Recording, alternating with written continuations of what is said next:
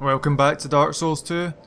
We're going to take care of a conniving fraudster, con artist just now. We picked up the crushed eye orb in the Undead Crypt.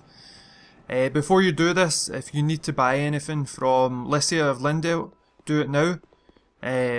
She sells, one of the best items she sells, the Ring of Prayer, which increases your faith by 5 points.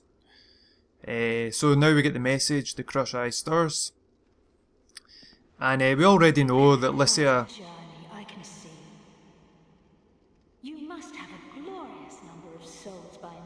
only interested in your material wealth, what you can give her. She's an absolute horror. So we use the crushed eye orb and we invade her. And she's got quite a lot of tricks up her sleeve. She's got a ton of health. If you get too close to her, she's got this Wrath of the Gods AoE attack. She's got this, I can't remember its name, obviously you can see what it is, it shoots out multiple lightning bolts. She can heal, once she gets low enough health, she's got like a big heal that she can cast. You can use Profound Still, which is the Hex, which causes her to be unable to cast anything. But just keep chipping away at her, eventually you'll get your reward. And I guess we're going to act as a final arbiter of justice for all of the victims that Aldia took advantage of by appealing to religion and whatnot. So we get the Rotunda Lockstone, Soothing Sunlight, Idol's Chime and our armour set. Our armour set gives you some lore about the inhabitants of Lindale, the adherents, how they can, you know, once they spread away from the monasteries or whatever, they lose their commitment to the cause. We get lore there about Aldia and how she's obviously chosen a path of deceitfulness and cunning. So we now come to the Ruined Fork bonfire at the Shaded Woods, and then you go in the central, like the north exit. North exit? Yeah, the exit that's straight on anyway. And eventually you'll pick that ring up, and that's the red tearstone ring. And then you'll come to this door and you need to produce the symbol of the king, and this allows you to enter Aldia's Keep. And Aldia's Keep is a manor or a mansion that belonged to Lord Aldia, and that's King Vendrick's brother. And this is where ghastly and ghoulish experimentations were performed on undead in order to find out the secrets of life and the soul arts, I guess. And inside the grounds of Aldia's Keep we've got these rabid kobolds. Last time we met them is when we began the game, and things betwixt. Be very careful, these little craps can petrify you. And they do something else. I think it might be it's not poison, bleed, I think. They have a chance to drop all the Black Knight weapons, oddly. Some other weapons as well. And yeah. So if you want to farm them for some Black Knight weapons, you can do so. And when you come in here, we'll meet an old friend, Lucatiel. And Lucatiel was kind of far gone at this point. She doesn't even know who we are. No, forgive me. I know you. Yes, of course. So, at one point I actually wondered if Lucatiel, I'd written down, and I keep notes when I'm playing the game or whatever, or when I'm looking through videos, and I'd written down, I'd questioned whether Lucatiel maybe at one point had defeated our brother back in their homeland of Mirrah, and that was maybe why our brother fled or left home, because he was, you know, he was shamed as a consequence of being defeated by his sister. Because Lucatiel tells us at one point that, you know, fighting and combat is everything in Mirrah, and I might be wrong about that. It's possible, I guess. It was just what came to my mind when I was thinking of Lucatiel and her dialogue and whatnot. And I'd written down as well that, oh yeah, that's obviously a mimic. You pick up the sunset staff here. We get lore about Aldia secluded himself inside a manor to conduct experiments. Those invited disappeared and replaced by malformed beasts that roamed its halls. So some foreshadowing there for what, or it's not even foreshadowing, it's just directly telling you what's coming up. We're going to be facing off against beasts. So there's some items to pick up in the grounds of Aldia's Keep. There's an item up to the left here, there's an item in that wee pool below us. Make sure you pick all these items up before you enter the main thoroughfare into Aldia's Keep, because we're going to be invaded here by Aslatio of Mirrah. Aslatio of Mirrah, Lucatio, Aslatio, obviously a relation of Lucatio, and the only relation we're aware of is our brother. So is this our brother? Was he... That's another thing that just came to my mind. Was he brought to the manor? Was he experimented on? No, he doesn't seem to be anything strange about him. He doesn't appear to have be deformed or be a hybrid or anything like that. Or a chimera, or whatever you pronounce that. He's a good fighter though.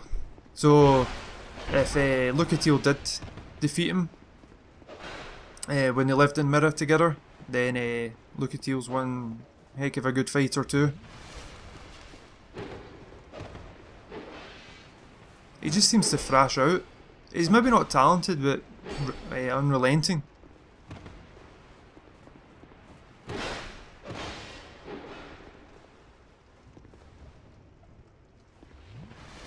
Don't heal.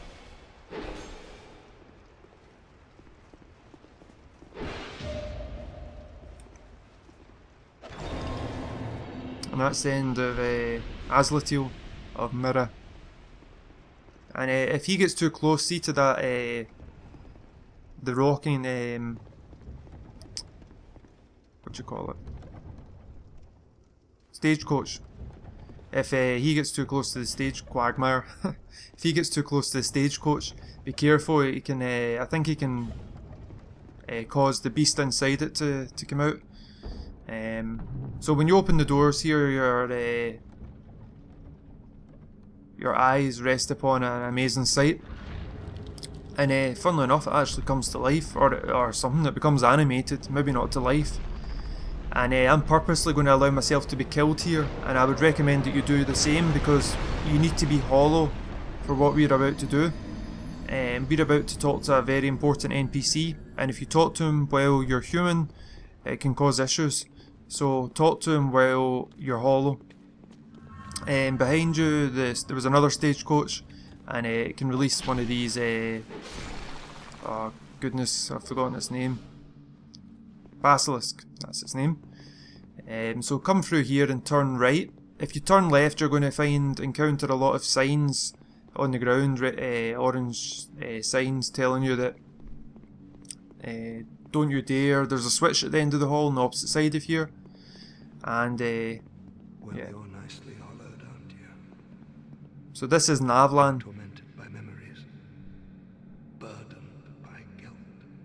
a manipulator. Now the question: are you ready for more? That's not Navlan's body. We're not talking to Navlan's physical form. Navlan is there's all the messages lying in the ground, warning you, whatever you do, do not pull the lever. Don't you dare, etc., etc. Think carefully. That's a lot of these are, you know, FromSoft have put these messages on the ground to give you a warning. Others are players.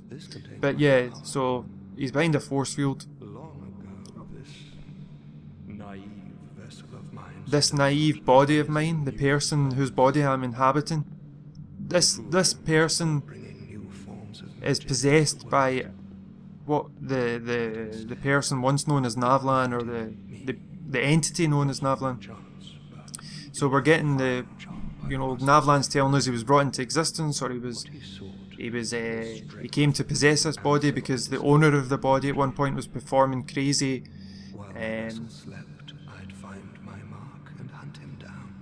experiments with magic. He was summoned to give the master or the creator strength, and strangely enough, you know, he's saying the Master didn't. He did what he was supposed to do, which was, you know, conquer, kill. And then he's saying his Master decided that, you know, became guilty, felt guilty about that. He doesn't understand this concept of good and evil. So what say you to a spot of murder on my part? He does what he does. If you don't, Navlan I'm talking about. I'll leave this place And then, like I say, there's this Jekyll and Hyde transformation and the creator, this person. Some people have speculated it's Olenford. Remember we picked up Olenford's staff and Undead Crypt? Well, some people have speculated that Olenford is the person that got possessed by Navlan. I want you to kill a merchant named Gilligan. A greedy, foul man. He won't be missed, I assure you. So Gilligan, I agree with him, he is a foul person. Bring me a ladder miniature as proof. But, so either, what you can do here is, you can carry out Navlan's quest. He'll give you this assassination quest line. I think it's 4 assassinations or 3 assassinations. You don't have to kill anybody. You can do it. If you kill them, you accumulate guilt, and that can cause you to be invaded by humans later on in the game, or in your next playthrough in New Game Plus or whatever. You don't have to kill them. He just asks you to bring a token of you know, that person would carry in along with them. And so in Gilligan's case, it's the ladder miniature, and you have to bring that to him and prove that you killed Gilligan or whatever. If you do let Navlan out, he will. If you let Navlan out, he'll invade you in multiple locations, and apparently he's quite a difficult enemy to take on. If you speak to him in human form, he loses his mind, or the entity Navlan itself becomes very hostile or something. I'm not 100% sure what. Well, I've done it before, I just can't remember exactly what happens when you're human. It was a while ago now. Those mirror squires, there's 3 of them in that local area, in that wee area there. And they knock on the mirrors and, you know, eventually escape. This is more evidence of the fact that there's been strange things going on here. The person, maybe Aldia, has been meddling with magic, mirrors as well, and summoning entities into Drang Lake, and using the mirrors as a means to transport these entities from some other dimension or whatever. Picked up the Northern Ritual Band +2 there a second ago, so if you're looking for that, that's where you get it. You can use a Fragrant Branch of Yore in this ogre. If you want the Dragon Acolyte mask, this is how you get it. And there's a lot of ogres in this place. They actually become kind of annoying towards the end of your journey through Aldia's Keep. Yeah, there's 3, those mirror squares, there's 3 black phantoms. They've got very slow reaction times, oddly enough. They don't react very quickly once they're out of the mirrors, so you've got plenty of time to get backstabs in against them, or just take them out and wail on them as they stand there. So we get lore here. Several of the greatest minds converged in Aldia to weave strange new rituals, but rumours suggest that during the course of their work their thoughts were not their own. Nebulous Face the Mask is designed to deflect the ire of the ritual sacrifice. And the opposite end of this hall, you'll find, I think it's Bonfire Ascetic, yeah, 2 Bonfire Ascetics in here. And then we'll go and take the giant basilisk out. You can poison. I would recommend poisoning this one from distance. You can do so with your arrows, yeah, your crossbow or your bow and arrow.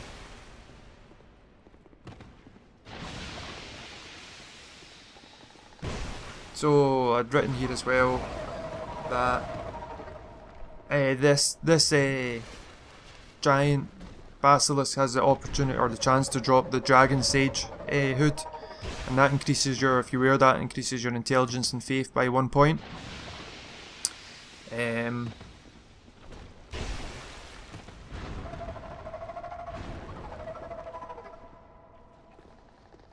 Again, you know, giant basilisk points again to more experimentation. We get some foreshadowing here with the dragon. You use the dragon the levers, its tongue or whatever, to pull open the door, and you encounter this massive hallway. If you turn to your right behind you, you've got a Pharaoh's Lockstone here. I would recommend using this Pharaoh's Lockstone as it illuminates the hallway. This hallway is populated by beasts of different kinds. You've got ogres, you've got advanced undeads, which are the ones that we encountered in Sinner's Rise. And you can see that there's paintings, and behind those paintings you can see that there's something blue. That's dragon acolytes. They've got their magic, I think it's a hammer or an axe. And they've got 1,000 health points.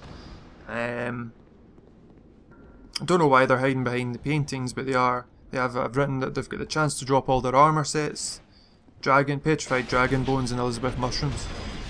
So you want to actually aggro this ogre. You don't want to come in here. This was a mistake that I made. You do want to come in here, but not right away. What you want to do is you want to come out into the hall again, if the ogre will let me, and you want the ogre to get the ogre to follow you. So we'll get the ogre to follow us further down the hall, and you can see that entrance to the left. Go in there, and you can see that there's like a door and a wall at the back there. What you want to do is a chained door. So stand in front of the chained door and get the ogre to swing at you, just like we did in Earth and Peak, I think it was, or Harvest Valley, with that big beast thing. Can't remember its name now. And he will then give you access to a weapon. It's a very strong weapon. You might have heard of the malformed skull. This is the malformed shell in that treasure chest. And the malformed skull is a drop from the advanced undead, which is currently in the cage behind the ogre. And I believe that's got the strongest base damage of any weapon in the game when it's fully upgraded. I think it's 520 base attack points. Aldia's keep is good as well if you're a bit angry and you want to take out some of that anger on the crockery. Yeah, the shell's about 100 less attack points, fully upgraded. I think it's 400 and something compared to 520, I think it is, for the skull. And again, we get more lore here. Talking about Lord Aldia attempted to uncover the secrets of life itself and viewed the undead as the key to this mystery. So you want to go back in. This door's locked. That's the one to the left as you come back out where we just were. Come back into the science lab. Go down the stairs here, and on the left there's a hidden wall. Usually there'll be a sign there or a message on the ground letting you know that there's a hidden bonfire here. And the name of this bonfire is quite interesting in my opinion. It says this is the ritual site. If you rest at this bonfire, and if you come down the stairs, you come to this this is obviously a prison cell of some type. And I don't think it was intended to keep those dogs in there. There's some type of dog beast creature. And you can see that there's spikes on the side facing into the cell. I think there was something else that was supposed to be inside that cell. Something giant maybe. Take all your gear off because this is acid. If you walk in here with your gear, you're going to destroy it all. It's going to cost you a fortune to repair it. You need to come in here to get the key. You need the Aldia key. There it is. And if you run into those spikes, they actually do damage to you. So Aldia's key, very important. King Vendrick condemned his own elder brother to the mansion. They both sought the truth, but through different means, and their fervour meant the eventual rivering of their familial ties. So brothers and brother fighting with each other and not agreeing on how to go about answering the question that they were both intrigued by, which is something to do with the nature of life itself. So we've got more of these dragon acolytes. These are the scientists or the meddlers that basically conducted these inhumane and crazy experiments. And if you read the lore or the description behind them, it says that they might not even have been in control of their own faculties. That item that I didn't show me picking up, the item on top of the body, is a soul. And I mentioned in a previous episode that you know, you see these jars lying around, and I think maybe what happened here is that these dragon acolytes, these true believers in what Aldia was doing, removed the souls of living or whatever of people, humans, like the guy that's lying up on that table up there, and they did something with these souls, something to do with golems as well, and don't know, I'm not quite sure that, you know, exactly what's going on, but there's obviously some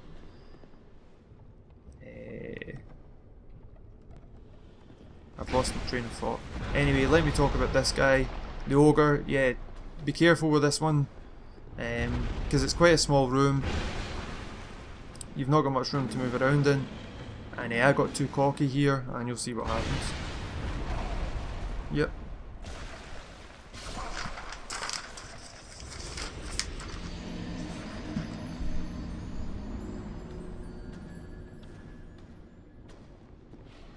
So we come into this room again,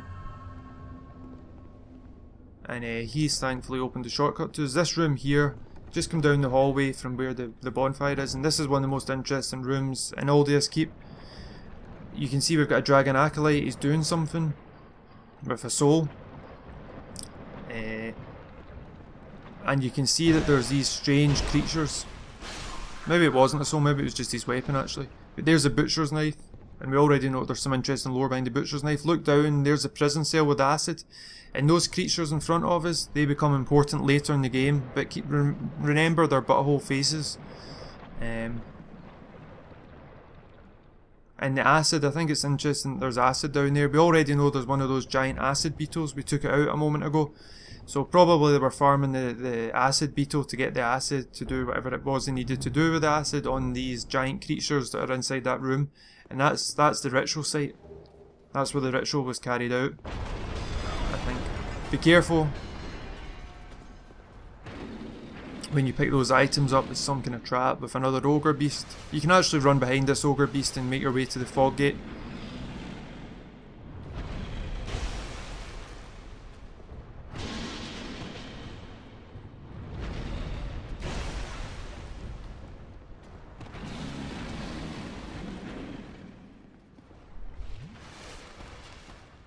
So I'm going to talk about the boss fight because we're going to go into that very quickly soon.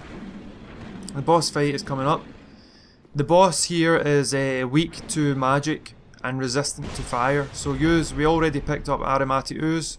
I was lucky there. So use the aromatic ooze, or I would recommend aromatic ooze rather than gold pine resin in this case. You can poison this boss, but I would recommend not doing that. It's easy anyway. This is an easy fight. All you need to do is a small orange burr might help because there's fire involved or flame involved in this fight. You come out to one of the most beautiful settings I've ever seen in any Souls game. It's just absolutely stunning. We recognise those pillars. Maybe they are like remnants of the giant arch trees in Dark Souls 1 or something like that. We've got this like massive cage, or what's that word? Menagerie? No. Whatever. So yeah, this fight isn't difficult. Small orange bar. Just make sure that you can dodge, run. That's all you need to do, and it's a guardian dragon. And really you want to stay close and behind this, in between its feet, its claws. When it gets up high, it's going to shoot fire at you. Or it's going to spew fire down towards itself. It can also, it's got like fireballs that it can launch at you as well. But yeah, you want to essentially just get close to it. If you get too far away from it, it's just going to keep firing fire at you. But compared to other dragons that I've fought in Souls games, this one is probably the easiest dragon in terms of boss dragons, like Calamite and so on. I like the way it holds on to its cage like that. But you know, if you look up, you can see that there's nothing impeding it. You know, if it wanted to leave, it could do so, it looks like. So, you know, it's obviously here out of choice, I guess. Or they've used some kind of invisible spell to keep it in, or maybe messed around with its mind to keep it in the cage. I didn't fight particularly well against this Guardian Dragon, but honestly it's not a difficult fight. I think you can chop its tail off. I believe you can.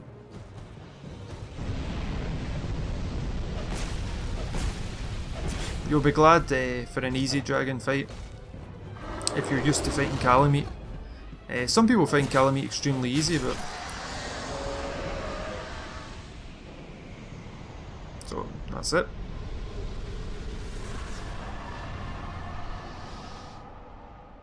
In the next episode, I might actually do an out of sequence episode. I've still got Dark Diver Grando's quest to do, and I've also got so we get here the lore. Is the dragon here of its own will, or are they in grip of one of Aldia's spells? Yeah, or I might do. I never finished the Doors of Pharos, you know, the multiplayer part of it. Although I won't be doing like the the invasion part of it. So if you come out here, this reminds me, the mountains in the background remind me of Dark Souls 1, where you've got the narrator. You know, once you leave the asylum and it talks of an ancient legend and blah blah blah. I don't know, it really reminds me of that. There was no lifts at the end of the asylum like this. This is a very long lift ride, all the way up. And we're going to go to one of the most spectacular vistas I've ever seen in any Souls game again, just like what we've seen there a second ago. It's unbelievable. The graphic designers and the person with the imagination that came up with this level design has done very well for this part here. Aldia's keep disappointed me. It felt very desolate. It didn't feel great, you know, in terms of the enemies that you took on. Maybe that's the point. Maybe it's supposed to be desolate. So we're at Dragon 80. An amazing looking level. But I think the next video will probably be something else, Door of Pharos or the Dark Lurker. Thanks for watching.